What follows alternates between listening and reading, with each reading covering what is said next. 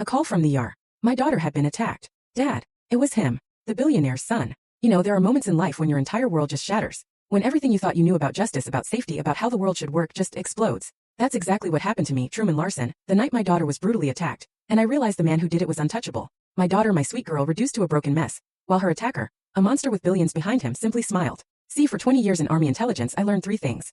Patience wins wars, information is the ultimate weapon, and evil men always believe they're untouchable. Right up until the moment they're not. I'd walked away from that life 12 years ago, trading classified briefings and overseas deployments for a quieter existence. My company, Larson Security, did corporate risk assessment, private investigations, legitimate work that paid well, and, most importantly, let me be home for dinner almost every night. Our modest house in suburban Beaverton was a reflection of our priorities.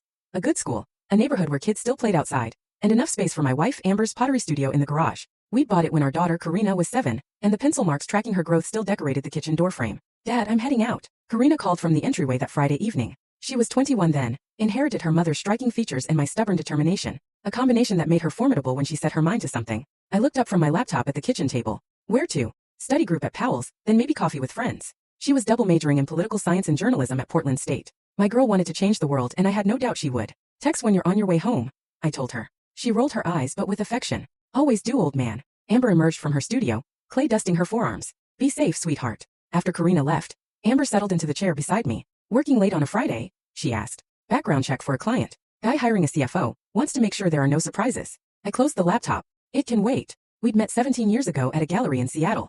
She was displaying her ceramic work. I was there because my unit was in town for a conference, and my commanding officer's wife had dragged us all along. I watched her expertly dismantle some pretentious art critics' condescending assumptions with grace and steel. I was smitten before we'd even exchanged a word. Her family story was complicated. Her parents immigrated from Mexico when she was a baby, but her maternal uncle, Bruno, stayed behind in Sicily. Bruno Moreno was a figure shrouded in family legend and careful silence. His import-export business was never discussed in detail. He'd visited twice during our marriage, both times for weddings. And both times, I'd noted the deference other men showed him. You're thinking about something, Amber said. Just grateful, I admitted. We've built something good here. She squeezed my hand. We have.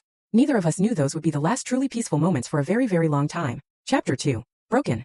The call came at 10:47 a.m. I was already reaching for my phone before my eyes fully opened. That old combat instinct recognizing the wrong time, the wrong ring. Amber sat up beside me as I answered. Mr. Larson, this is Dr. Patel from Emmanuel Hospital. Your daughter, Karina, was brought into our emergency department approximately 40 minutes ago. She's stable, but you should come immediately. The drive downtown was a blur.